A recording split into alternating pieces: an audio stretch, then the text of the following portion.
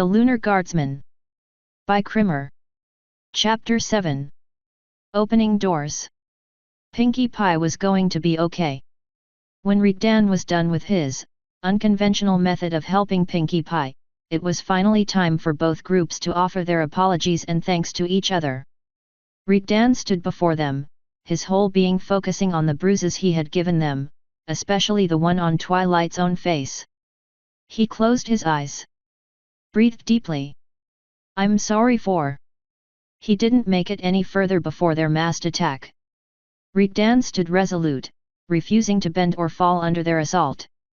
Twilight had leaped high enough to grapple her forelegs around his throat. Rainbow and Fluttershy used their winged advantage to attack his shoulders and arms. Applejack and Rarity went around his midriff. Spike, with his smaller stature, was able to wrap himself around Raegdan's head. It was a hug to be retold as a legend. If only Pinkie Pie was awake so she could join in.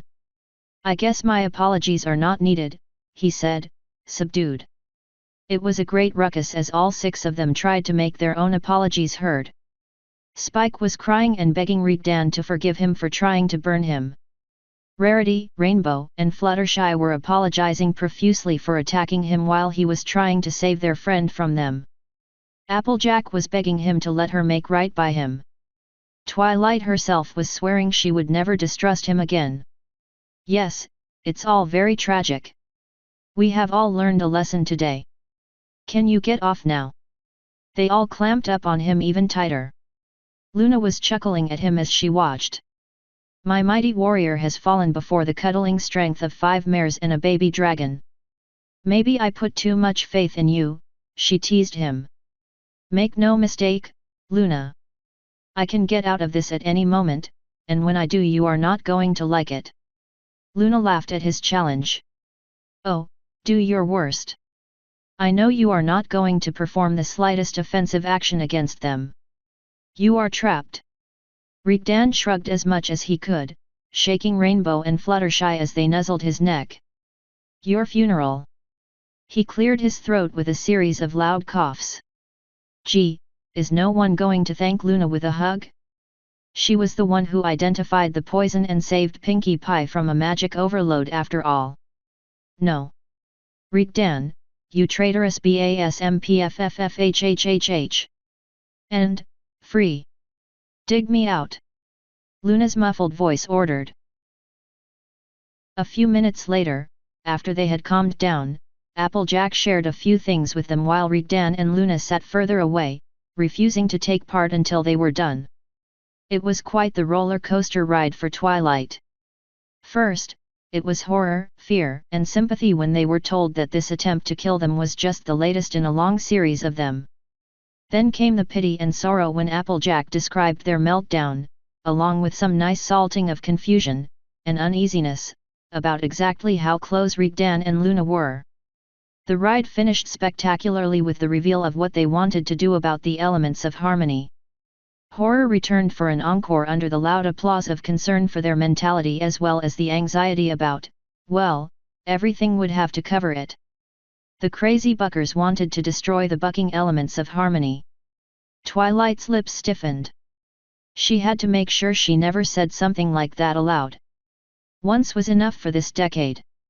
It is understandable that Rarity, Rainbow, and Fluttershy shared in Applejack's feeling of the situation.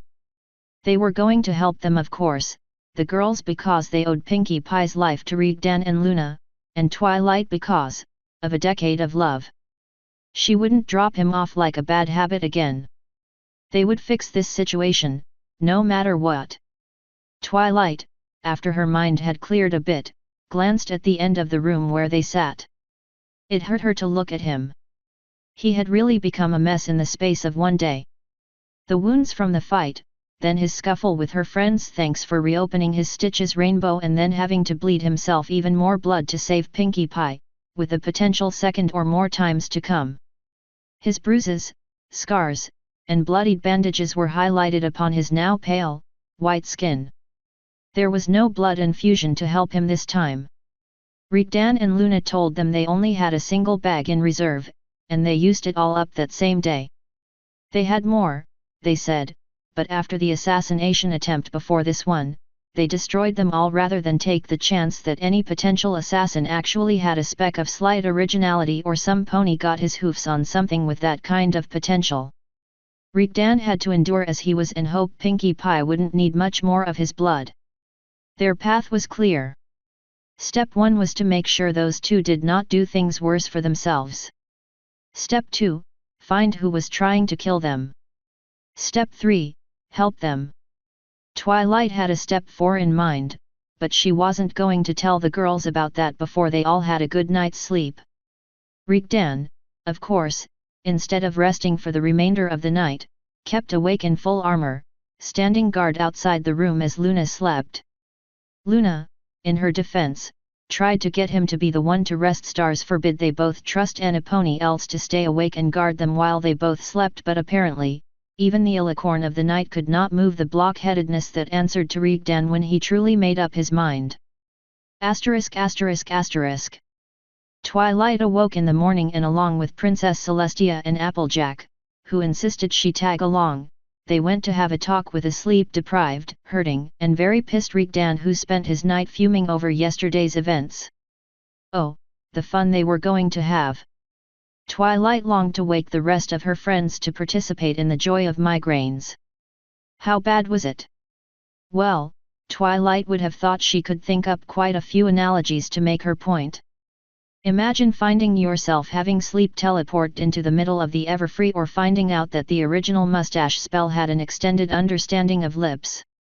Celestia forbid it was as bad as breaking a pinky promise right in front of her. But none of those could give the slightest understanding of the true scope of what greeted her. Just, well, the first thing Raegdan said to them as they came in front of him was not good morning, hello, or even a simple nod. No, the first thing he said? Hey Celestia! I am going to go kill Steadfast Ray in a little while, so can we hurry this up? We can all have breakfast together later. He even sounded all chipper about it. Yet, such was the great glory that awaited Twilight today. At least, judging from the force that Applejack face-hoofed herself with, she would have company in her misery. Twilight swore that everything they had agreed upon yesterday, said agreement being that both of them should try to be a little less reactive, was just going through their ears as a shortcut to the garbage bin. Twilight put her hoof down and let down a sigh. It fell to her to try to be the voice of reason today. Raegdan spent about 20 minutes insisting that he would kill Commander Steadfast. Princess Celestia spent 20 minutes telling him no in no uncertain terms. Raegdan was evidently hearing her say insist some more and I will let you go murder some pony.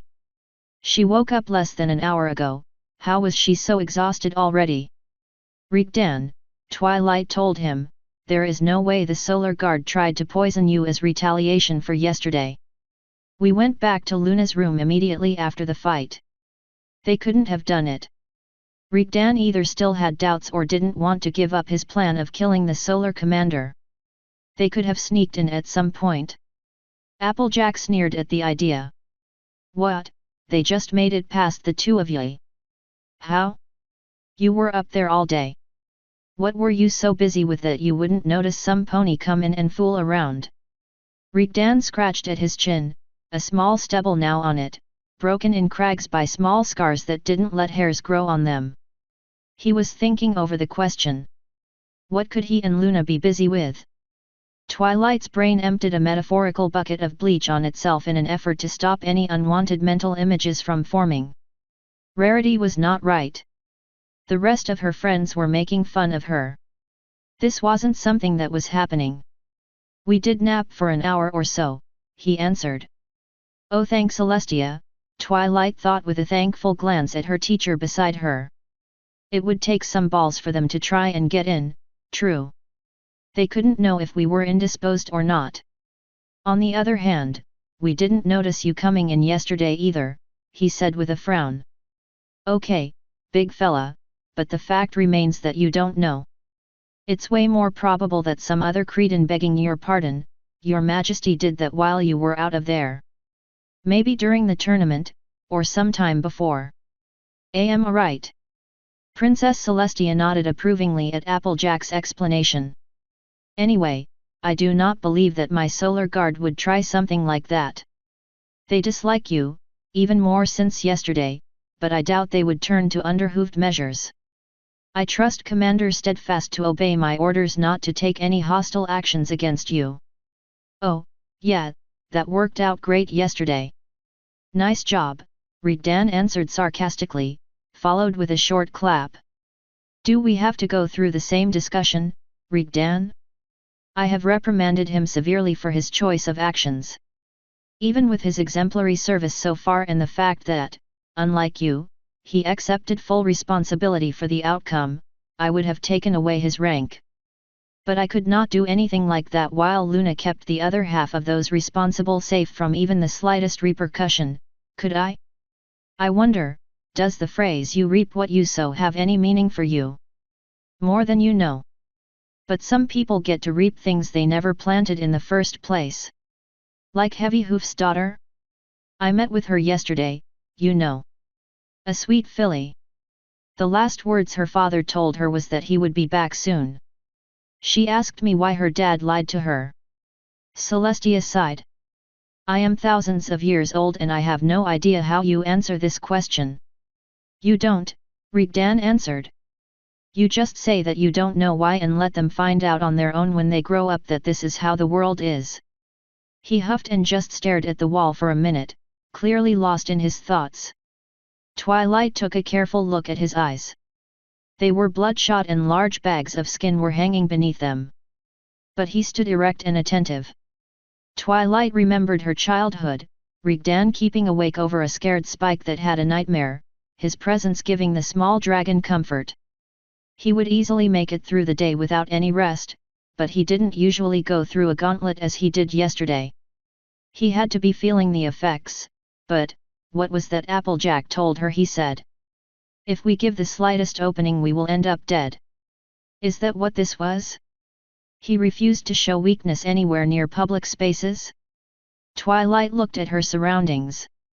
Maybe the corridor of the castle infirmary, outside the door of the room where Luna slept today, was not the best place to have this discussion. Raegdan had refused to move, however. Okay, I'll concede that maybe, just maybe, to my eternal disappointment, it wasn't the Solar Guard behind this attempt. Twilight held her breath. Raegdan just slipped a little. Luna and he had urged them not to reveal to Princess Celestia that there had been more attempts at their life. They all objected to this, it served no purpose and would only stop them from getting more support from the princess, but those two remained unmoved. Princess Celestia was to know only the bare minimum. Twilight wondered at the time if they also were allowed to learn only the bare minimum themselves. Raegdan caught on to what he did. One of his eyes trembled for a half-second as he waited along with Twilight and Applejack to see if Princess Celestia had realized what he had potentially revealed. Then in that case you will be happy to know that I have ordered the Royal Guard to find our culprit. Crisis averted. And a new one just begun. Oh, hell no, Raegdan told her in his gentle, polite way that he would prefer another option. They are staying out of this. Luna and I can look into this on our own. Applejack gave a loud cough full of meaning, along with some help from Twilight and her friends as they have so kindly offered. Lunar Guard, remember? Just because there is only one of me doesn't mean that I have less authority in your power structures, especially since I am by default my own commander. Unless of course, your sister's decrees don't have quite the same oomph that yours do. Raegdan shamelessly baited Twilight's mentor. Princess Celestia must have known she was being played but didn't seem to mind. In fact, she was smiling. A big, toothy grin that looked wrong on her. Oh, Raegdan. Some pony just tried to poison my little sister, my student, her friends, and you. Did you really think I was going to do the guilty party the favor of keeping you out of it? You will be right there with them, the Royal Guard will just be doing most of the work. They have the means and experience. Raegdan stopped leaning on the doorframe. He did not look happy even with this arrangement and his expression was getting outright murderous. The promise of personally finding those responsible was the only thing that had stopped him from going on an undiscriminating warpath. I do not trust your royal guard. They stay out of this, that's final. Twilight racked her brain to find a way to stop him from digging himself in a deeper hole. Think, brain, think. Distract him, how? Sprain your ankle? No, that's stupid, break your ankle. Then while he is busy fawning over you, punch him on the back of his head. Maybe Twilight just didn't have it in her to be the voice of reason. She should apply for voice of panic.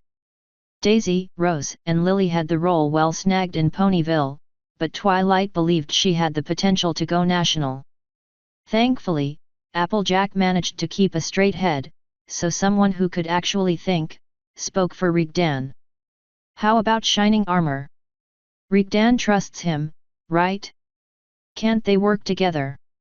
She flashed Raegdan a wide-toothy smile that said, don't blow this. Twilight couldn't believe she forgot about her broad oh shoot, she hadn't even visited him to say hi, had she? They all turned to Princess Celestia, waiting for her decision. The Alicorn of the Sun sighed, backed into a corner to make a decision she believed to be wrong. Twilight wasn't sure if it was the right one either, but there was a limit to how much Raegdan and Luna could be pushed. If she overdid it, they would just lock her out and keep everything between them again. Then, one day, she would get a letter from the princess that wrote that they were both dead. Dear Twilight Sparkle, I regret to inform you that Raegdan and Luna are dead. But their memory will live on. The charred remains of my castle and those of half of Canterlot will be a monument that will make sure they will never be forgotten by the few stragglers that managed to survive. Your crippled teacher, Princess Celestia. P.S. When Raegdan mentioned a chemical recipe that made a fire that could not be quenched with water, he wasn't joking. Twilight suspected she was beginning to develop some serious issues. Fine. You will have the personal help of Captain Armor and whatever resources you and him agree to use together. The rest of the guard stays out of this until you decide otherwise. You will be in command of the investigation officially, as you asked, but Shining Armor has seniority. If he makes any suggestions, I insist that you take them to heart. Oh, and stop petting your weapon. You are not allowed to ask questions with it until you have the actual pony who did it in your hands. Raegdan crossed his arms over his chest with a pout. You used to be fun once. Remember the times you put a sign that read Complaint Department around my neck, and had me stand next to your throne on the days you were overflowed with applicants? Celestia gave an embarrassed cough. I needed to free some time in my schedule to teach Twilight, you know that. Why, yes. It cut down so much of the daily court that we could even head to Donut Joe's place. Princess Celestia started fidgeting. Before you started on the lessons, I might add. We used to have fun together, Celestia. What happened? You came at me with a spear, she said with a sad smile. Raegdan sighed in answer. I miss those days, he said wistfully. As do I. It's up to you if they will return. I am well aware. How are you feeling, by the way? You care. I'm fine, he shrugged. I wish you guys had painkillers that actually worked on me, but I can take it. It's not like I have any other option anyway, he chuckled. I will brief Captain Armor on his new assignment and he will meet. Princess Celestia was interrupted by a terrified shriek originating from the room behind Raegdan. Twilight couldn't believe her ears, but it sounded like Luna. Raegdan moved instantly. He grabbed the door handle and only paused briefly to give an order before he went inside. No matter what, you do not come in. Do you understand me, Celestia? Stay out. He thrust the door open and rushed inside, moving with a speed he rarely displayed, Luna's screams still echoing down the corridors. Princess Celestia moved towards the door, but held back from opening it. Twilight moved as close as possible, striving to listen what was happening inside. Raegdan's voice was loud and pleading, piercing through the Alicorn's wails. Luna, it's me, it's me. Wake up, you are here with me, come on. It's just a dream, Luna, you are not there. Luna, wake up, please. Please, wake up. The screams stopped and were replaced at once with loud, desperate sobbing. Twilight looked up at her teacher and paled at the sight. Princess Celestia's expression was one of grief and disbelief. Twilight had never seen the white alicorn lose her calm like this. Oh, Luna! Why are you hiding from me? Why won't you let me help you? She whispered to no one before turning around and leaving, her pace faster than normal. Twilight didn't know what to think. She turned to Applejack, her posture asking for some answers. Applejack just shrugged. Figures. Asterisk asterisk asterisk. Twilight tried to emulate Princess Celestia. Keep your expression serene. Look as if you know what you are doing. Don't allow any of the inner tremors you feel make it to the surface. Oh, sweet, dear bucking horse Pilsenastic, what did she just suggest? Calm, remain calm. Lips straight with a slight hint of a smile. Eyes must have an inquisitive stare, as if you see and take interest in everything, but nothing surprises you. Maintain breathing at optimal rate, do not hyperventilate. Twilight chanted the mantra of Princess Serenity in her mind. It was working. If only she could consciously control her mane and stop it from slowly spiking in random directions, then she would be just peachy. She really hoped the girls were buying the act. They were looking at her as if she just told them they should all go and jump onto some nice, not so fluffy, jagged rocks. In a sense, she did. Twilight, darling, let me see if I understand your proposal correctly, Rarity said. Twilight nodded, regally allowing the peasant to continue with her questions. You want us to, and I have to stress this, deliberately lie to Raegdan that we will be asking around on our own, while in reality I can't believe this, we will be snooping in their own rooms. Twilight nodded again. She did not trust her tongue yet. Rarity got a fan out of somewhere and sat down heavily. Fluttershy raised her hoof, begging to ask a question. Twilight discreetly swallowed before addressing her. You have a question, Fluttershy? Yes. I'm sorry, and really, don't take this the wrong way, but, do you have a death wish? Twilight blinked. Wow, she did not expect that. Rainbow, any questions from you? Oh, no, I think my girl, Flutters, just covered all of my own. Well, I guess I could add, do you think we also have a death wish? Raegdan isn't gonna shy away from kicking our butts if he catches us, or worse, soap all of us. Whatever he does to us, he ain't gonna be gentle. My head still hurts and Rarity is wearing that dress for a reason. Twilight sighed.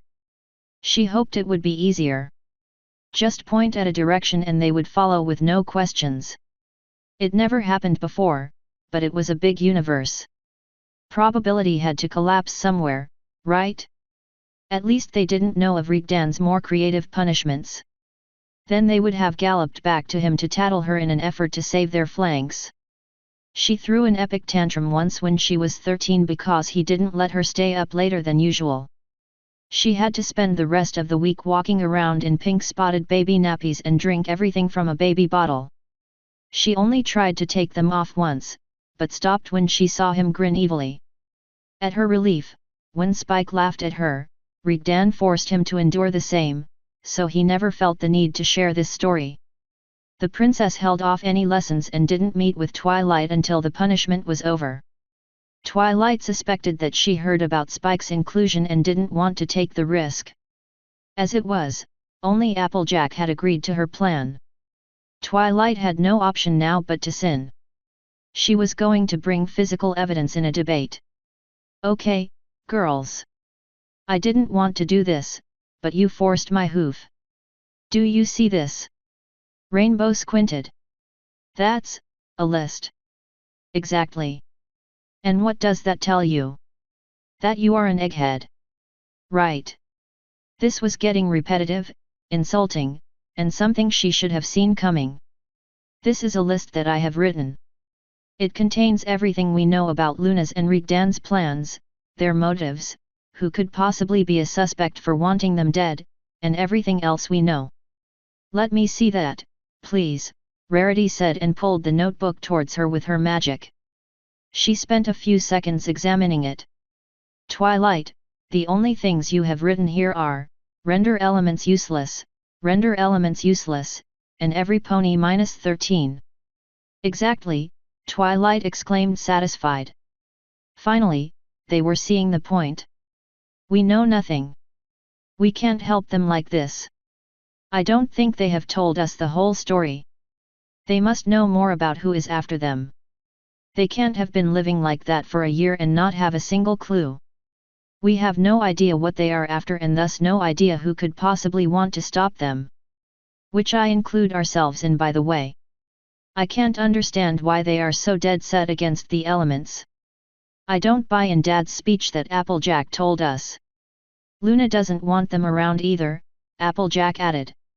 She sounded downright hateful about the fact we are connected with them. But this doesn't make sense. Twilight was almost yelling in confusion. She used to be linked to the elements of harmony herself. She and Celestia were the ones to trap discord the first time. The elements are what cleansed her of Nightmare Moon. Why does she want them gone now? When I was a little filly, there was a small closet on the wall of my room, Fluttershy said. Evriponi's attention shifted to her with the sudden change of topic. Fluttershy lowered her head at the attentiveness but continued. I was really afraid of it at night. I accidentally locked myself in it once and, afterwards, always kept thinking that one night Nightmare Moon would jump out of there and drag me back inside. Twilight was instantly reminded of her own childhood fears. I told my dad one day, and when I came back home, he had taken off the door and filled in the closet, turning it all into a solid wall. It didn't matter to my dad if I was right to be afraid of it or not. He just removed it with no questions asked. That's a sweet story about your dad, Fluttershy, but I don't understand what it has to do with all this, Twilight told her friend. Maybe Raegdan is doing the same with the elements of harmony? Maybe Luna is afraid and Raegdan wants to. Twilight didn't get it. What the hey was that supposed to mean? Rarity, however, seemed to connect some dots while listening to this story. She didn't look like she liked it though. The screams you told us about. Twilight, tell me, please. Is there a chance, is there the slightest chance, that Luna was conscious while she was banished? Understanding dawned like a baleful sun, scorching all her other thoughts, leaving Twilight with nothing but the apprehension of true horror. 1,000 years. 1,000 years of solitude. Alone. Completely and utterly alone. No one to talk to, no one to talk to you. No voices, not even your own. Because Luna had been banished. She would have no control of her limbs because there were no limbs for her to control. She had been infused with the moon. All she could sense for 1,000 years was just the unmoving surface, the millions of tons of rock, and her own thoughts. How did she manage to survive? She should have been a gibbering mess as soon as she returned. What was she doing during that millennium? Did she try to busy her mind with past memories of her life? Was she trying to find a way to break out without her magic? Did she make plans for her return? Did she keep screaming with no pony to hear her for 1,000 years? How did her mind manage to stay whole? The amount of mental fortitude Luna must have had to endure this. It wasn't entirely enough, was it? The way she screamed a few hours ago. Twilight now knew what Luna had been dreaming of. Raegdan hadn't been surprised at all. He knew exactly what to do. He rushed in to wake her up. It had almost been an hour since the crying stopped. Neither of them had come out yet. Twilight didn't dare enter the room before, stout and staying outside because of the way Raegdan forbid them to. Now? She was afraid to have her suspicions confirmed beyond any doubt. How often did that happen? Once a month? Once a week? Every night? Was this the real reason why Raegdan didn't move from her door, not even a single step down the corridor? Was he waiting for this to happen, for the moment when he had to run to Luna's aid to comfort her? Raegdan's propensity to spend all his time by Luna's side, practically glued to her, now made sense. He was doing everything he could, fighting to keep her sane in a new world where every pony hated her and ponies wanted her dead. Raegdan liked very few ponies. He loved even less. Before the last day's events she would have limited that list to herself, Spike, and Celestia. She wasn't entirely sure if Princess Celestia was still on that list, but she believed that she was. Raegdan, for some reason, a reason she was beginning to suspect she knew what it was angry, extremely angry with her. If he still didn't care for her, he wouldn't limit his displeasure to occasional shouting, snark, and foul language when talking to her, princess or not. But this list now included Luna. There was no doubt. Raegdan, somehow, had come to care deeply for Luna, who, if they were correct, was rightfully terrified of the elements of harmony.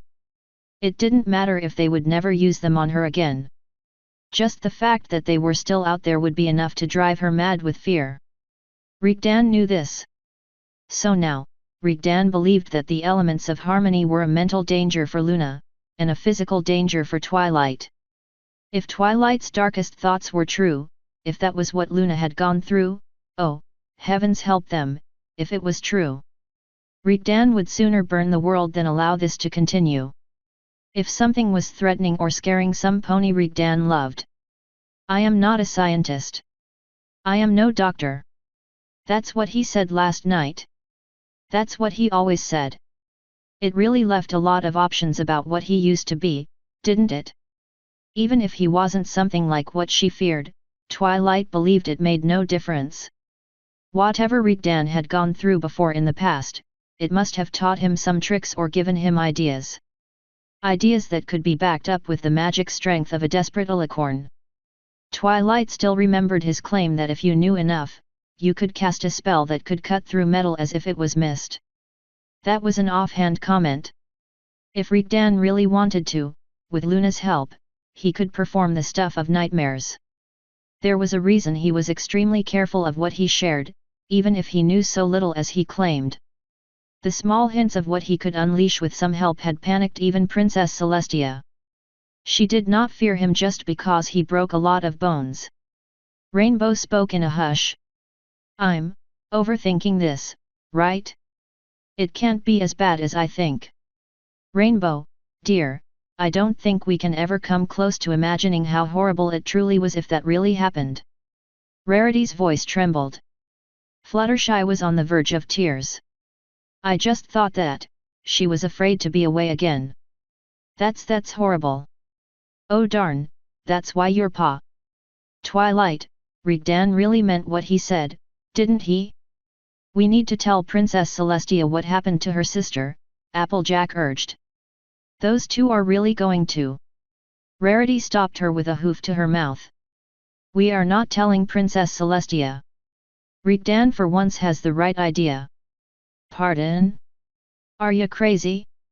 She needs to know. Applejack said. Rarity swiped at her eyes with a handkerchief. Know what? Are you going to tell her that what she thought was an act of mercy - one that she already feels guilt for locked her sister in 1,000 years of agony?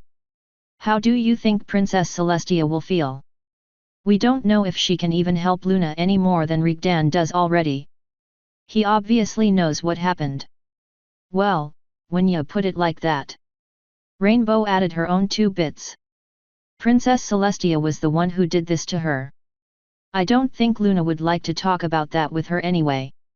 It would be pretty awkward and all. But, Fluttershy said, she seems fine, doesn't she? She is staying apart most of the time, but she joins in and laughs sometimes. I doubt she thinks about it all the time, Rarity answered. Raegdan probably keeps her busy to stop her from dwelling on it. But it has to always be there, in the back of her mind. And when she forgets herself, or goes to sleep.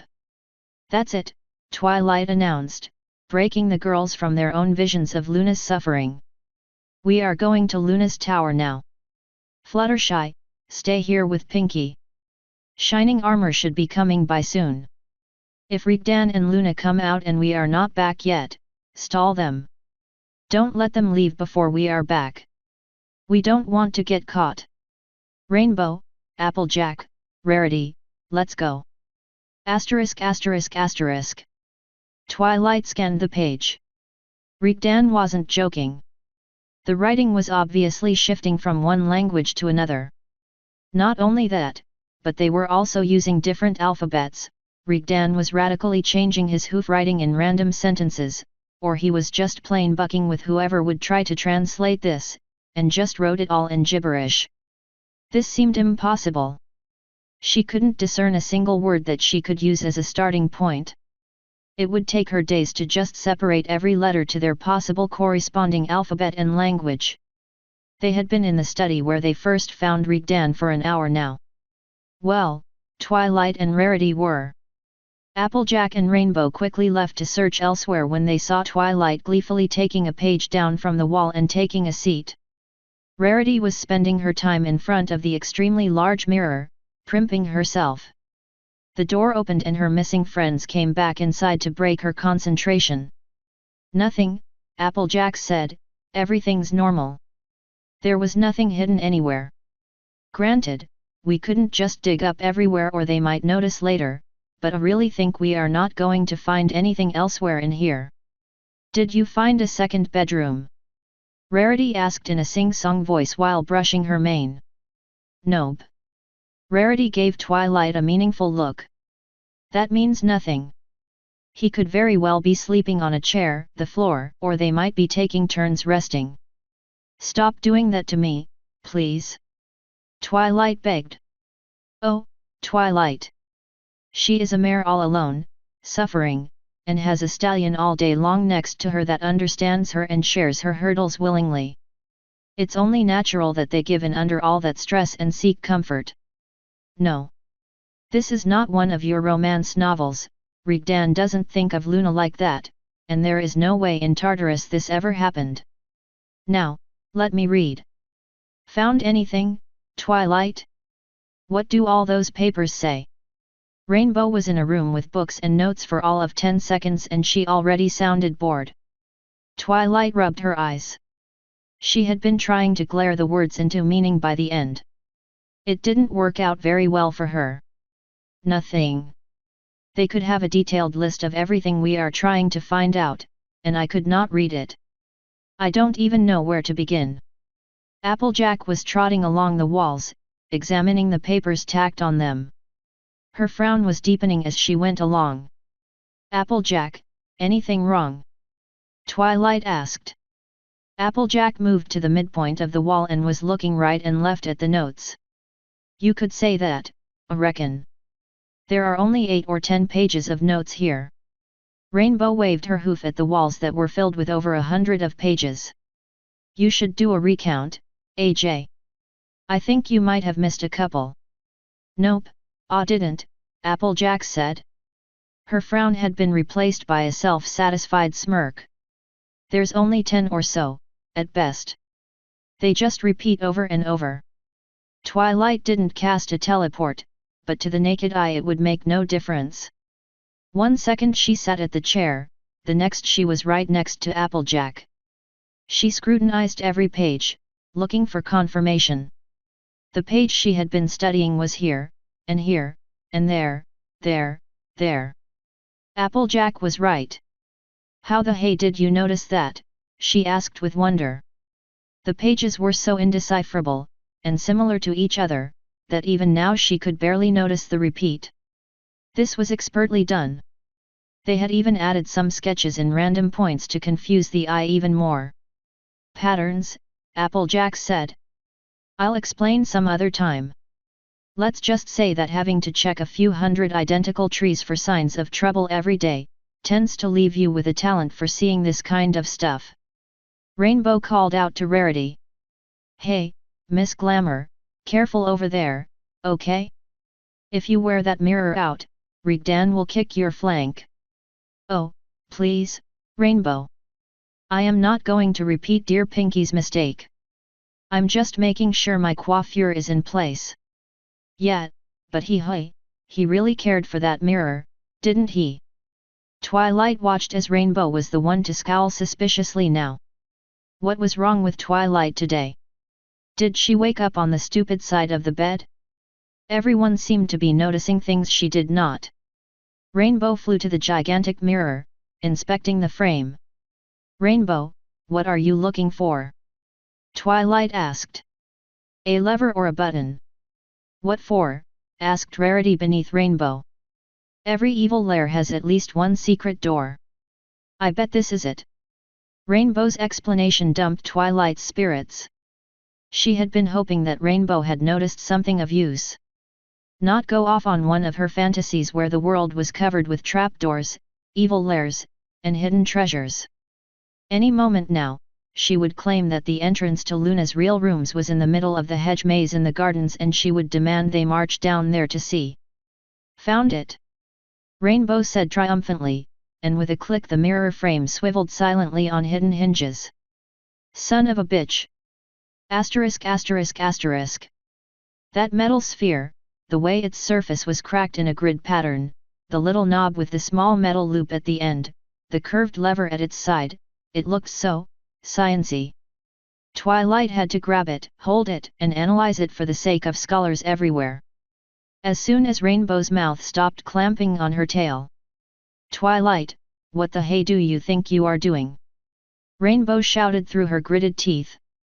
I just want to take a look. I'll put it back later, I swear. Rainbow spit out her tail. Twilight did a quick flick to get rid of the saliva. Twilight, look around you. This is a bucking armory. We shouldn't be touching this stuff. She was right, of course. The rooms were completely dark, but as soon as they stepped inside and closed the secret door, magical bright white lights turned themselves on, leaving no trace of shadows. There were rows of what could only be called weapons, judging by the way they were stacked. She recognized quite a few of them. There were the usual weapons: blades, maces, hammers, spears, axes, hoof blades, wing blades, and more. But there were some unusual ones too. There were some bows for one. Ponies did not use bows. It was easier for unicorns to cast an offensive spell than to try to shoot with one of the ballistic machines. Earth ponies and Pegasi did not use them much either. The need to spike them to the ground to use them meant that they were useless for anything except hitting a static target. These ones, however, did not have the long spike she knew of. They were possibly made for Raegdan's use. She had seen him leaving for his hunts with a carved piece of wood when she was younger. She realized now that it was a bow left stringless.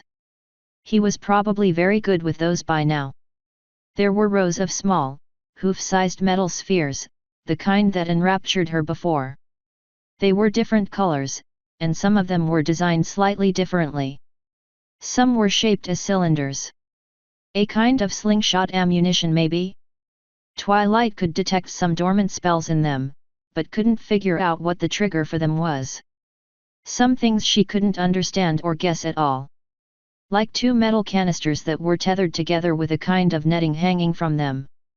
A flexible long pipe connected them with a peculiar metal tube that had strange bits and pieces extruding from it. There were jars and boxes scattered around.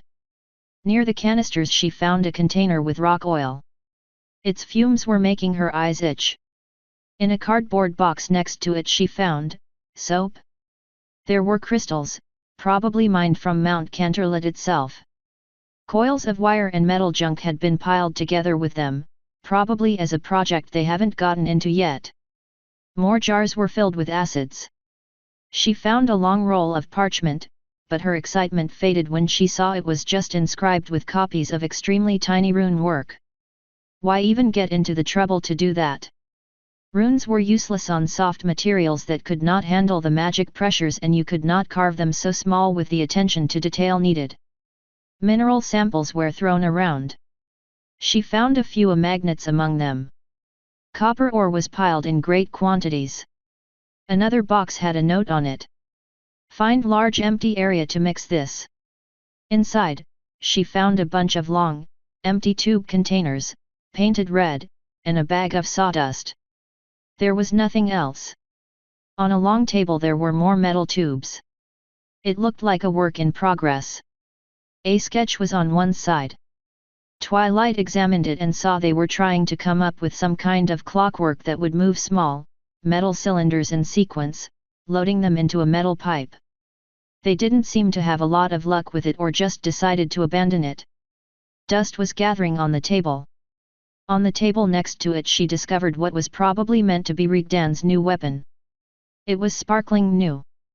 They had cannibalized rods and wooden handles to make a ragtag, longer, heavier version of his hammer. The end result was blocky and the spike at its side was missing the gentle curve of his smaller one. But with the heavier weight, and greater reach, this would be a true killer. "Hey, Twilight, come check this out!" Rainbow called from the second room of this hidden compartment. She found all the girls gathered around a pair of armors. One of them was obviously made for Luna. It resembled her nightmare moon assemble, but it would cover her form much more thoroughly. Luna had obviously gone the route that Raegdan preferred and traded speed and movement for more protection. Twilight could detect the starting steps of complex enchantments on it. The one next to it was almost identical to the one Raegdan currently wore. The plating was thicker and it was a bit wider. Probably in an effort to insert adequate padding between the metal and his body. She noticed that parts that were previously lightly armored now had thick plates covering them too. The sheen of it was off, like the one made for Luna. There was no trace of magic on this one, but she didn't expect to find anything either. Enchanting something that Raegdan would wear was a practice in futility. She looked to the side. Small rectangles of metal were positioned on yet another small table. They looked different. Twilight moved to inspect them. "I know he was doing fine with the one he has now, but will be able to even take a step with this one? It looks like it's twice as heavy," Rainbow was saying. There seemed to be two different versions of steel here. Twilight lifted them with her hoofs, trying to judge their respective weight. It was very different. She noticed a metal spike at the end of the table. She summoned it towards her. "I don't think he will have any troubles with it," Twilight told her. "If I'm guessing correctly, that one might even be a little lighter." She used her telekinesis to push the spike with as much force as possible through what she suspected was the normal metal they used for armor. It took effort and a build-up of speed, but it pierced it. She repeated the process with the lighter piece of metal. It left a very small, shallow dent, but did not manage to go through. "Wow! What is that?" asked Rainbow. "I have no idea," Twilight admitted. "Probably some new steel alloy. It's very light and stronger than what we currently have."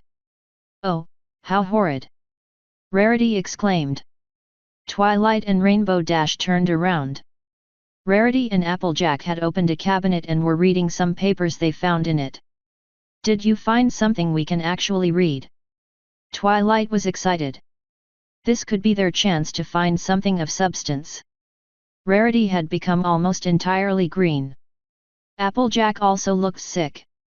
"It's Twilight, I am sorry, but Raegdan and Luna are entirely mad. If this is what they are coming up with in their free time," Rarity shivered violently.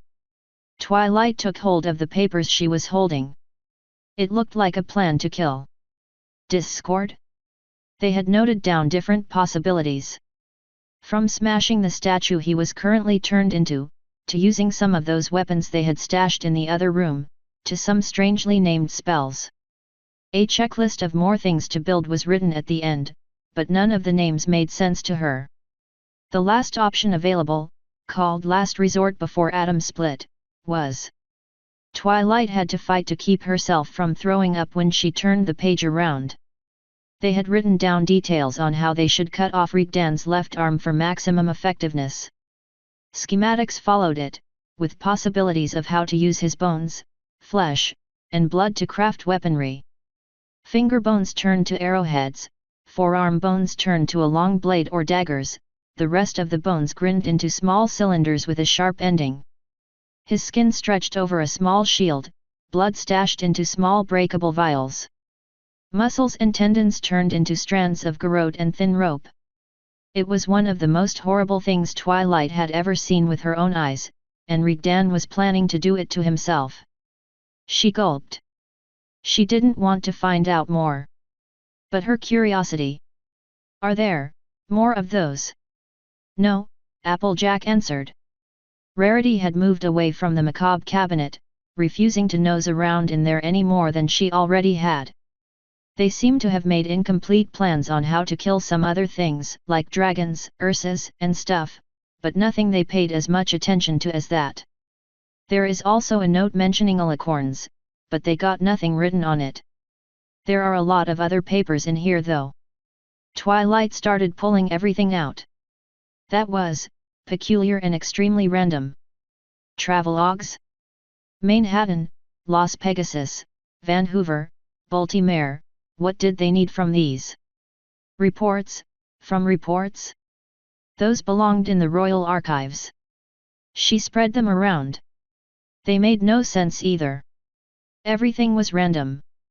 Population census, employment statistics, death certificates, missing ponies reports, trade agreements, immigration, taxes, Royal Guard reports from around Equestria, orphanage listings, noble houses, landowners.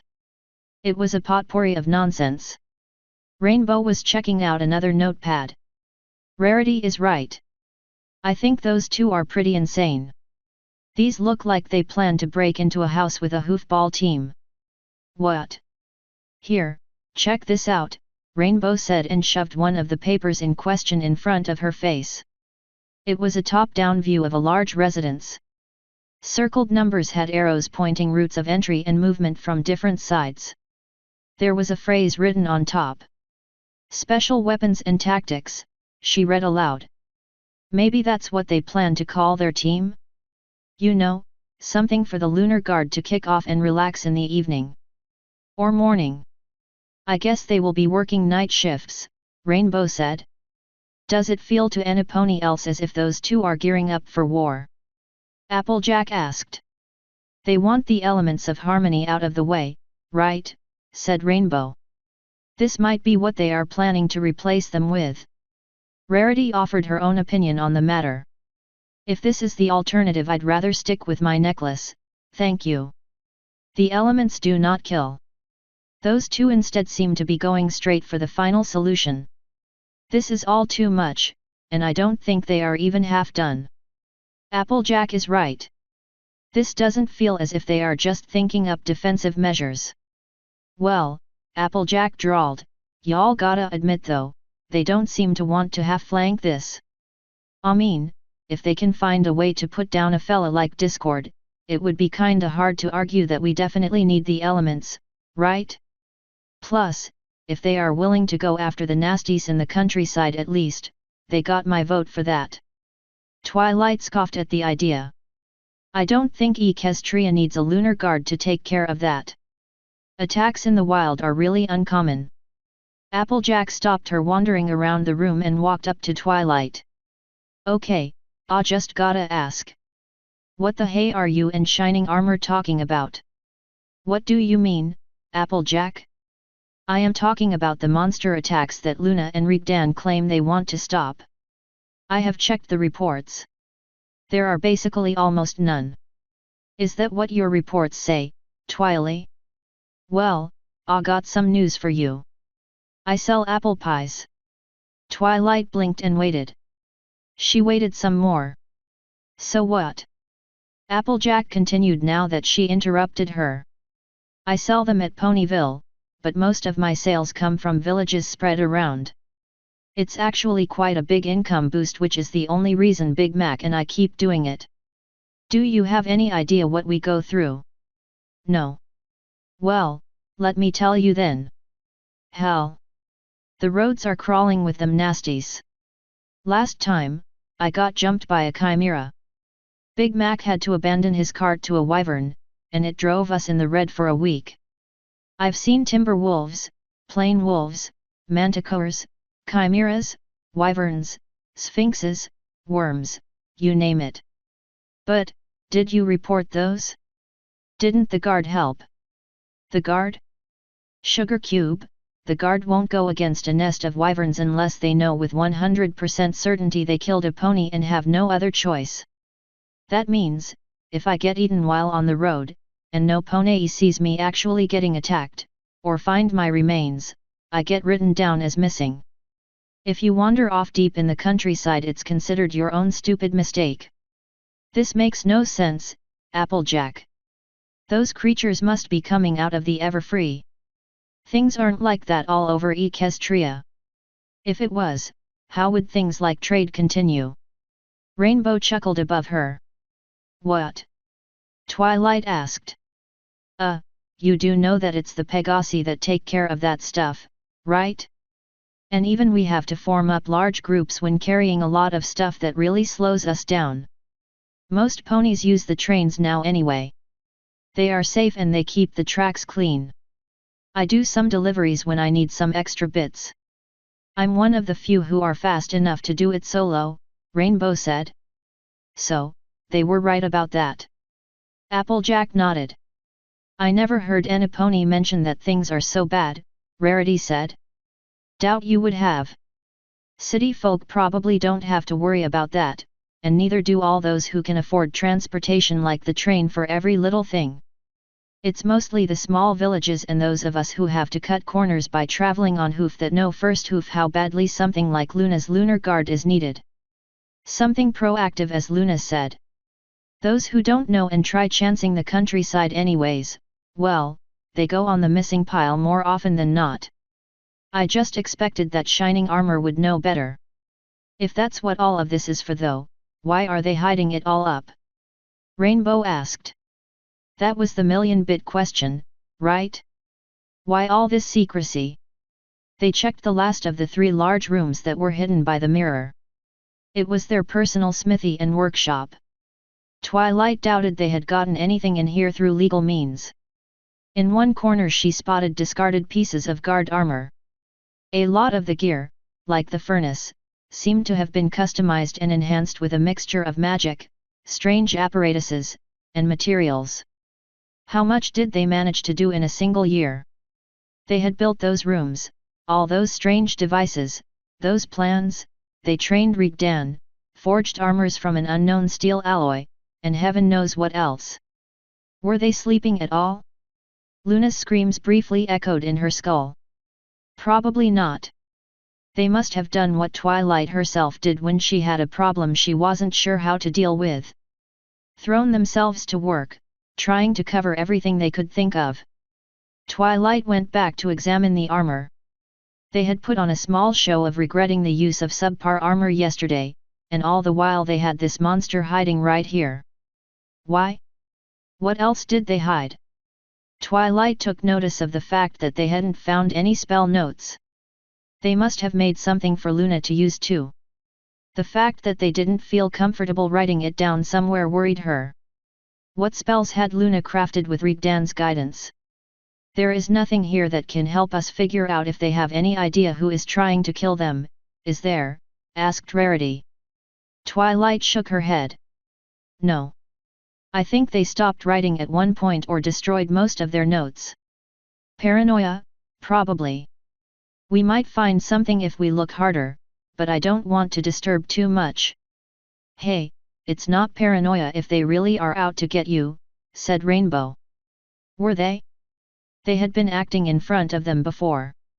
Was it possible that the poison was a part of their plans? Endanger one of them, then spectacularly save them with the resources only they had available? She could almost believe that, if she wasn't certain that Raegdan would never put her and Spike into a potentially dangerous situation like that. What if Luna acted on her own though? Would she have done that? Could she slip that by Raegdan?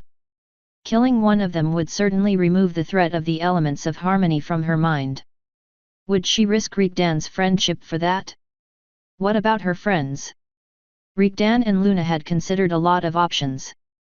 The easiest way to get rid of the elements of harmony, in the short term at least, was to get rid of them. Raegdan would not want to do that, not to Twilight's friends, for her sake. But if they ran out of choices, would Raegdan trade one, or more, of her friends' lives for Luna's peace of mind? Rarity interrupted her thoughts. I believe we may have overstayed our welcome. I vote we put everything the way we found them and hurry back.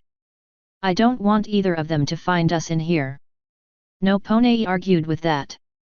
There are other places we can search later. Raegdan's old room for instance. Applejack whipped her head towards Twilight. Did she think he slept at the dungeons before? There is also a basement below the dungeons that he used to prepare meat for storage. No Pone goes down there, ever. It would make a good place to stash something. Asterisk asterisk asterisk. The walk back to the infirmary was filled with hushed discussion. Should they confront Raegdan and Luna about their hidden armory? In the end, they decided not to. It would only lead to distrust from them. For now, they had to focus in helping them figure out who wanted them dead. That confrontation could follow afterwards. They headed to Pinkie Pie's room first. They all wanted to see if their friend had woken up yet. The sight that welcomed them, before they even headed in, was unanticipated. Dozens of ponies had gathered in the room, some of them standing by the entrance, looking in. Twilight and her three friends forced their way in and gaped at the sight. Pinkie Pie was awake, leaning on a mound of pillows, awake and paying attention to the armored figure with wide, wonder-filled eyes. The room's light was off, the curtains closed, casting the room in darkness. The only light came from Luna's horn as she used her magic to cast an illusion of a dark tower on a barren landscape. Dark, bipedal figures were moving in the distance and two red glares were brightening the distant horizon, the only color in the hellish landscape. There was something strange about the way Luna shaped the magical field. Besides Luna, sat Raegdan in full kit. He kept his helmet on, the flickering lights creating moving shadows on his armor, the timbre of his voice changed by the enclosure of metal around his mouth. He moved his arms as he spun his tail, enrapturing his audience with the story he shared. He was a faceless, dark figure, crafting a world before their eyes. Judging from the way shining armor sat in front, his front hooves wrapped around himself as he smiled with childish glee, Twilight knew what story Raegdan told them. Spike was curled up at his side, sharing his excitement. Twilight spotted Fluttershy in a corner and moved towards her. Fluttershy, what is going on here? Why are all those ponies here? She asked. Oh, you told me I had to stall Raegdan and Luna so, Fluttershy petered off. Twilight insisted. How did you talk him into this? It was Pinkie, Fluttershy explained, a pony shushing her to lower her voice even more. She woke up and was in pain. She was scared and, she asked if we could bring the cakes or her parents here. I didn't know what to do, so I. So you, what? Twilight had forgotten that Pinkie would be hurting when she woke. They could not cast pain-numbing spells on her, not let her drink any potions. The poison was still in her and it still had the potential to grow strong with magic again. I asked her if she would be okay if I brought your dad instead. Twilight blinked. Fluttershy got Raegdan to come and comfort Pinkie. He agreed. She didn't know if she should feel disbelief or joy. Fluttershy kept talking. Raegdan didn't want to come at first. He said he couldn't help like that, but Luna got him to agree somehow. He couldn't do anything for the pain so he started telling her stories. He really reminds me of my own dad, Fluttershy said with a smile. When Shining Armor came in, he took a seat and hasn't moved since. Luna then told Spike to go around the medical wing and bring over as many ponies as he could. They all seem to like it, she said with a grin. Twilight turned back to watch the show. He couldn't be telling the whole story. It would take him hours. He must have chosen a part of it in random. But it was a good choice. She sat back to watch and listen. The ring's weight burdened him, but he carried on. He was small, weak, and tired, but still he moved forward. He looked up to the black tower that stood before him. How could he, someone so small and alone, stand before the shadow? His eyes looked at the landscape across him, the black land he would have to cross to reach a destination he would probably never return from. He wasn't sure how he would manage this, but he would. The world's hope now laid on the shoulders of a small gardener, surrounded by darkness. One of the red points in the distance of Luna's illusion flared. Red streaks flowed upwards to the black clouds. His friend, Raegdan told them, his voice low, as if afraid to speak up. Evriponi's head leaned a bit more forward. He would not abandon his friend. First he would climb that hellish tower, filled with enemies that would have his head. His friend might be dead, or he might be alive. He would either save him or close his eyes and kiss his forehead goodbye before marching to his doom alone. That was his path. His friend came first, the world after. The ring weighted him down, calling him to use it, but the little gardener ignored it easily. Kings, wizards, and great powers of the world feared that seducting call, but he gave it no mind. He only had his friend on his mind, no temptation of power could sway him again. He charged through the black gate. Fear started to descend upon him. He could hear their grunts, their presence pressing around him. Doubt started to fill him. He would die here. He needed help. What could one as he do? His hand started heading for the ring hanging from his throat. The crowd was shaking their head, urging the little hero to not give in to the temptation. The illusion had changed. They were now in the tower itself, red flames lighting the room. Broken shadow figures moved on the walls. His hand changed direction at the last moment, going to his pocket. From it, he pulled the vial that contained the light of a star of the night sky. Their brightest they had called it. It was now dim, drowning in the darkness and hopelessness of this land. He almost broke at the sight. But then, something in him woke up. The sun, stars, and moon sprang into his mind. The fields and flowers of his home. The smiles of his friends. His little garden. And he did the only thing he could do. On the threshold of the Dark Lord, death, despair, and shadow, the little gardener from a peaceful land started to sing. Pinkie Pie broke the reverie, her voice cracked and dry. What song did he sing? Was it a nice song? Raegdan didn't answer immediately. He just looked at Pinkie Pie, his expression hidden behind metal. Twilight studied her friend too. Pinkie Pie was hurting, but she ignored it as she listened to the story. She was still scared. She could see it behind her eyes. It shook her. Pinkie Pie never seemed to be afraid of anything. Had she realized how close to death she had come? That she was only saved by a miracle? Raegdan kept silent. The crowd was waiting still.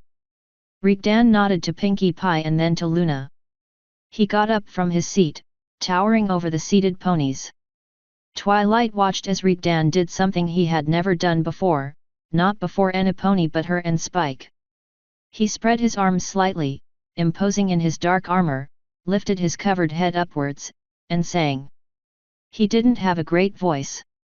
He could sing if he tried, but no pony would call his performance spectacular. Not unless he was doing what he did now. No pony had ever heard Raegdan speak his language in anything but short bursts. He didn't speak in the broken way he did equestrian. His gruff voice rose from his chest and his mouth shaped the sound into soft syllables that ponies did not have. His teeth cut the words with sharp indentations that pulled the ear's attention. The broken awkward accent was gone, and replaced by confidence. What ensnared them all was the antithesis in his kind songs of what Equestria's had. Sang pony songs were happy tunes. They relied on the ambient magic to enhance them and bring music into their ears. They sang of harmony and cheer, of love and friendship, of good feelings, because that was what the magic responded to. If a song was not somehow positive to the one who sang, it would not exist. Raegdan's kind instead took sorrow, pain, anger, and hurt, and made diamonds out of them. Raegdan's voice rose as he started his song. He did not have magic to guide him and accompany him. He only had his voice. And he shaped it with his heart, language, and lips, twisting sadness and grief into something beautiful. It was something that no pony had ever thought to do. Loneliness and longing filled the room, wonder and craving for something lost. He brought all of them into gloom and had them dive into the darkness of despair. For a few seconds every pony knew the loss of hope. But the shadow did not last for long. Assurance and defiance rose up, and at the end a short, bright ray of hope shined. As he weaved his magicless spell, Luna created an illusion of a decorated, round glass bottle in front of him, filled with a dim light, but slowly brightening as he went on. His voice faded to nothingness. No pony dared to move. The vial of light was attracting every pony's eyes until Raegdan brought his hand forward and closed his fist around it, smothering the magic. The only light now came from the entrance, Luna's still lit horn, and her starry mane and tail. The eyes of some ponies shone wet in the meager light. Raegdan slowly sat down. They could not stand before the light and the song. The enemies abandoned their own tower in a panic, he whispered. They did not see a frightened gardener with a short sword, but a brave lord, standing before them with stars woven in his hair and wielding a fearsome, long, silver blade. They ran, afraid and bewildered. And at the top of the now deserted tower, the little gardener heard his friend, alive, singing back to him. They reunited, and together, small, weak, and tired, facing the greatest darkness, they marched on to do their part to save their world. But no longer alone. No longer hopeless. His arm reached for Luna's side. For now they remembered that the shadow was small and brief, for there was true beauty and light above, and stars that would shine forevermore. The spell was broken when a doctor came in and turned on the lights. Ponies shook their heads, as if waking from a dream. Shining armor gave off an audible whine as story time came to an end. I'm sorry every pony, but you have to leave. It is time for Miss Pie's therapy. Come on now, out you go, back to your rooms, the doctor called. As every pony left, Twilight could hear them murmur about the story. Some of them were inviting each other to stargaze tonight and share the alien story with their friends. Luna waved them all off. We hope that you enjoyed this tale, my little ponies. Mayhaps we share the whole tale one night soon, if you are interested. Most of them seemed accepting of the idea, a few of them even cheered. You clever bastards, Twilight thought. Pinkie Pie looked much better. The story, and promise of therapy that would lessen her aches, had obviously cheered her up. What kind of therapy are we doing today, Doc? The same one we did last night, Pinkie, the unicorn doctor answered her. Neat! Pinkie Pie exclaimed. What do we do? Rainbow Dash and Rarity started gagging in disgust. Hey! Doctor, Raegdan called out. He hadn't moved from his position. He was sitting on his chair, his elbows resting on his knees and his helmet was facing straight down. Do you think we can do this a bit later? Give me 10 or 15 minutes. Well, the doctor said, eyeing Rarity's and Rainbow's reaction. It might be better I give you some time anyway to personally explain to Miss Pie what the procedure actually entails, he said with a grimace. I'll be back in a few minutes. He turned back and left, closing the door behind him. As soon as the door closed, Raegdan took off his helmet and gently put it down. As he slumped even lower, he used his hands to massage his head. There is no way I am doing this again, he told them. Come on, big guy, it wasn't that bad, Applejack tried to encourage him. You yarned a fancy tale and that song was beautiful. Applejack's attempt drained away at the forbidding look Raegdan was giving her. You have no idea, he told her, how much this hurt. I had this story almost memorized. I knew everything about it. I had even learnt one of the languages some characters in that world speak. And now, I can't even remember some of the most important names. That song was one of my favorites and I had to replace lyrics with nonsense. Do you know what that felt like? It's not that bad as you make it, my dear, Rarity said. You are making a big deal out of nothing. Not a big deal, he hissed. Rarity took a step away from him. I will never read this story again. I have no way to remember what I forgot.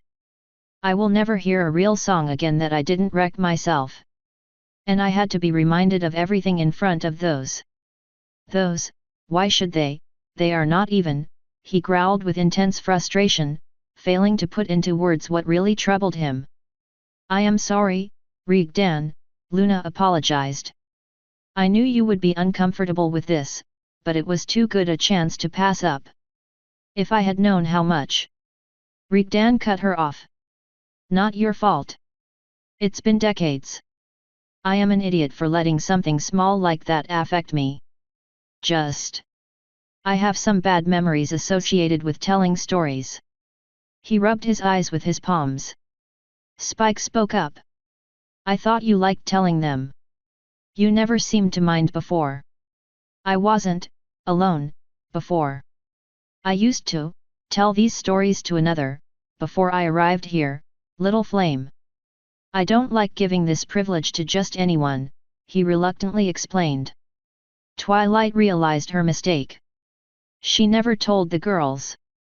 Princess Celestia had made it clear to her to never ask him personal questions, especially about people he might be missing. It would do no good and only hurt him. If one of them asked him now. Your family? Fluttershy asked. Twilight closed her eyes. Of all the times Fluttershy could choose to speak up. She opened her eyes again to see Raegdan staring straight at her. In a way, he said. He emphatically turned away from Fluttershy and towards Luna. So, did it work? What worked? Asked a confused Rainbow Dash. Twilight was reminded of Luna's spell casting. She had understood halfway during the show what she was doing. She was good, extremely good, to hide spells within spells, especially of such different workings. Luna wasn't casting just an illusion, Twilight explained. She was also performing a mind-altering spell, wasn't she? Raegdan's face was split in half by a wide smile. See, Luna. He elbowed the alicorn lightly. I told you my girl was good. Your girl also happens to know that this is forbidden. Mind-altering and control spells are outlawed for a very good reason. Rarity gave off a very ladylike cough behind her hoof. She was right, the pot was calling the kettle black here, but in her defense she was almost crazy at the time. Oh, right. She forgot who she was talking to. Luna defended their actions. If you had taken the time to analyze the spell I was working, Twilight, you would have seen it was just a light perception change. I merely stopped everyone from judging what they were seeing, hearing, and feeling, by the perception of who was standing in front of them. Why do you think every pony stayed and didn't run out as soon as they saw us? Well, from that point of view, Twilight had to admit they were right. She had marveled at the turnout at first. She should have asked herself why they were all being suddenly comfortable being in Luna's and Raegdan's presence. If all that Luna's spell did was give them an unbiased chance, she supposed she could keep her mouth shut about this. All right. But this shouldn't become a habit. You can't be running around with those spells active all day. Luna and Raegdan nodded at her. For a second, Twilight's mind flashed an overlay of the cutie mark crusaders nodding along. She was going to keep an eye out for Luna's spell casting. Gawk, nuhu. I'm not doing this, nuh-uh. Never, no, nada. Oh, good. Rarity had taken it upon herself to explain what Pinky's treatment was, judging from the green tinge. The next few minutes were not going to be fun. Raegdan opened the door and called out while unwrapping the bandage around his wrist. Hey, doctor. I'm ready to serve breakfast. Not fun for all of them, that's what Twilight should have thought. Asterisk asterisk asterisk. Almost an hour later, Raegdan was being served a breakfast/lunch combo in bed. Rarity, Applejack, and Fluttershy had done everything they could to keep Pinkie Pie from throwing up all the blood she had drank straight from Raegdan's wrist. They still were not completely sure on how his anti-magic worked, so to keep safe they kept going at it with the most disturbing way they could possibly find. With no blood reserves, Raegdan was now forced to restore himself naturally. A large meal was made for him, courtesy of Luna and a volunteered Spike, with a wide variety of raw vegetables, fruits, a large serving of meat that Luna cooked herself once more, and plenty of milk. They put him on a bed next to Pinkie Pie and he was expected to sleep a few hours at least as soon as he was done. They had really overdone it with the food, but apparently Luna was planning to help herself to it. Raegdan allowed Spike to dig in but stopped him from trying the meat, refusing to allow him any until he was of an age when he could safely digest it. Twilight suspected he was more concerned about where Spike would get a supply of meat if he developed a taste for it.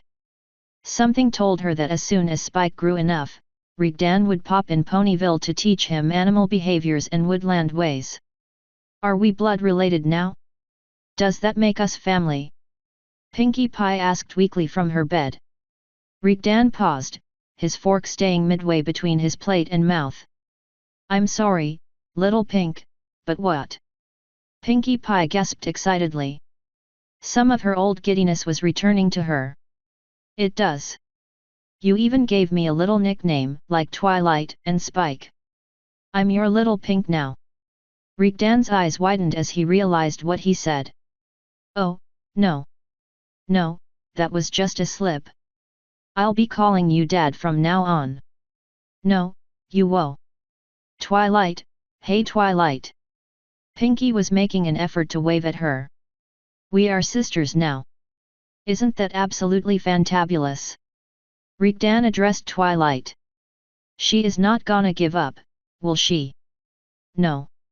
And when she is able to move again she is gonna hug you and not let go for hours, Twilight told him.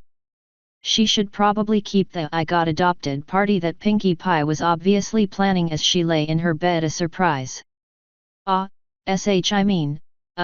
Dang. Luna and Spike chuckled. I just got drank by the count there, spare me. Shining Armor levitated a chair for himself next to Raegdan's bed. I believe we should have a discussion about the case now. Indeed, Captain Armor. Do you require information from us? Luna asked as she delicately patted her muzzle with a napkin. As much as possible. Have there been more attempts? Do you have any suspects? Have you noticed anything strange? No, and, let's see, no, Raegdan answered. He is lying, Twilight tattled. Come on, it's Shining. Tell him the truth. Raegdan gave off a resigned sigh. Yes, there have been more attempts. About 11 so far. Everything from poison to spells activated by proximity. Shining was shocked to hear that. How did you manage to escape all of them? Raegdan shrugged. Pretty easy after the first attempt. I just taste everything first and check every room on my own, every day. Especially if we are both gone from the tower even for a bit. That's when almost all of them occurred. Magic doesn't affect me and everything else is treatable. Everything else? Luna knows how to treat almost any poison now. And that attempt with the spring daggers was laughable. I am much taller than you guys. They only got me in the thigh. Now, if I was turned to the side, that would be really bad. Twilight tried to work her jaw closed again. Spike was gaping at Raegdan. Luna returned to eating and Raegdan took a break to shovel some more food in his mouth. Now, suspects. I guess, everyone? I am pretty sure that at least some of your guards are on a double payroll, if you get my meaning. Servants too. That doesn't mean anything though, it's been like that forever as far as I know, but it gives everyone a way in.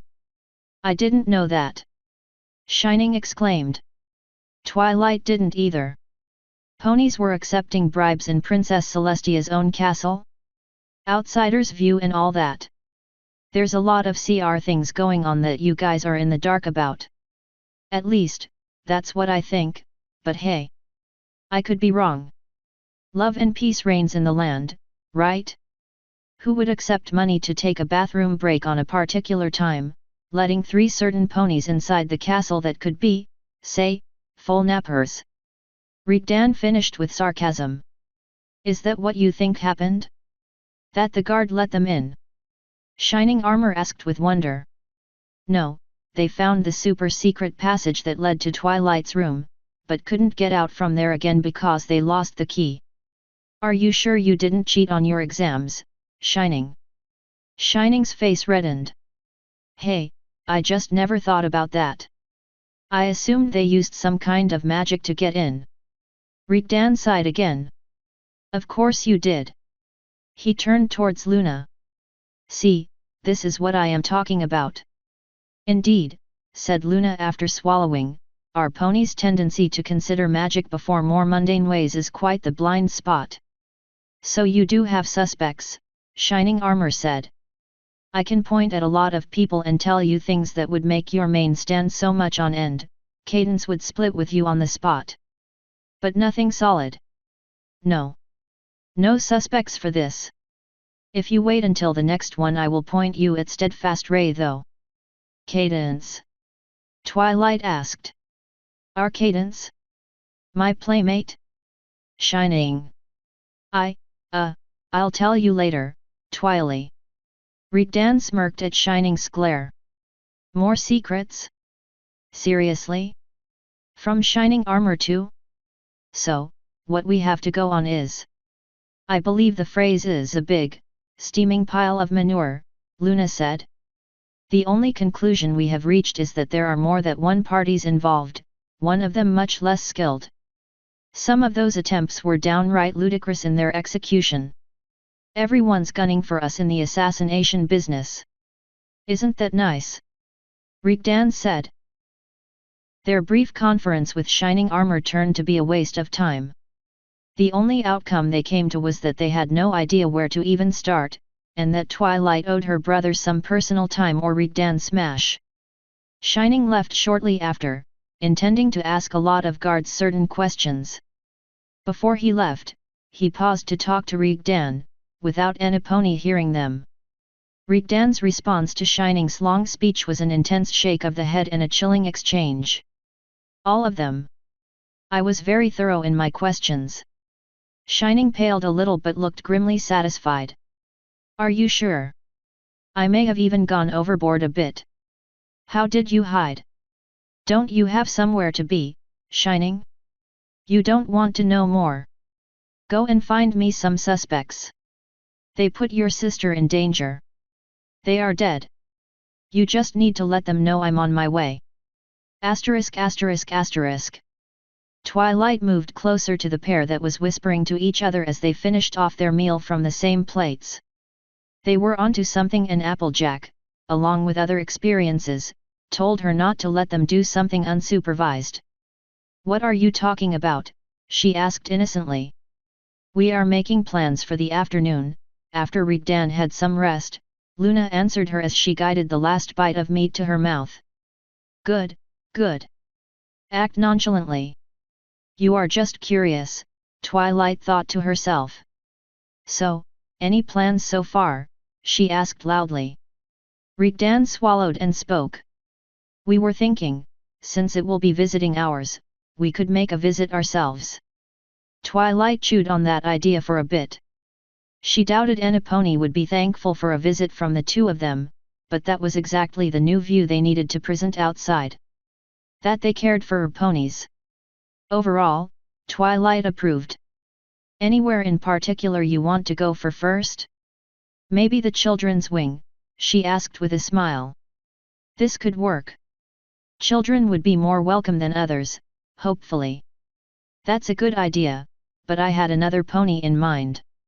What was her name again? He asked Luna. Leaf Stream, Luna answered without pausing in her work of having the cheese that was left in 2 portions. Yeah, her. Good idea, hey. There were some cracks in Twilight's vision.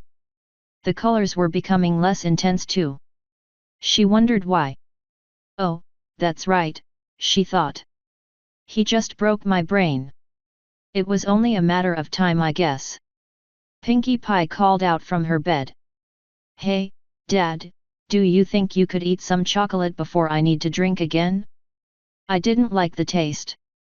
Raegdan rubbed at his eyes. It doesn't work like that, little pink. Why not? If you eat something good, won't it get in you and change the taste? Maybe we can make you taste like licorice. Pinkie Pie whined. That only works with fruits as far as I know, and it only affects the taste of this discussion is over. Go to sleep. Luna's shoulders were shaking as she tried to contain her mirth. Twilight wondered what the joke was. Maybe you should share some tips with them. Or haven't you had the talk yet? Yes, the alien species is the best one suited for this job. That's why they had me explain the facts of life to Shining Armor and Twilight. I have no idea what they were thinking. You know, not to change the subject or anything, but where had you and your friends gone before, Twilight? You didn't go and start snooping somewhere you shouldn't, did you? Oh, look. The cracks returned and they brought friends. Little one? Little one? Hey, someone get that doctor back in here, now. She doesn't look good. Author's note. Once again, thanks to Requiem 17 for his relentless effort to edit my mess. I can't help but wonder, did someone get the hint Raegdan gave about something that you can find about him? He is not supposed to be this huge, but you know, scaling, I suck at it. He is about 20% bigger than he is supposed to be, I guess, on the pic. Or the main 6 are too small. You get the point. Raegdan's song. End author's note.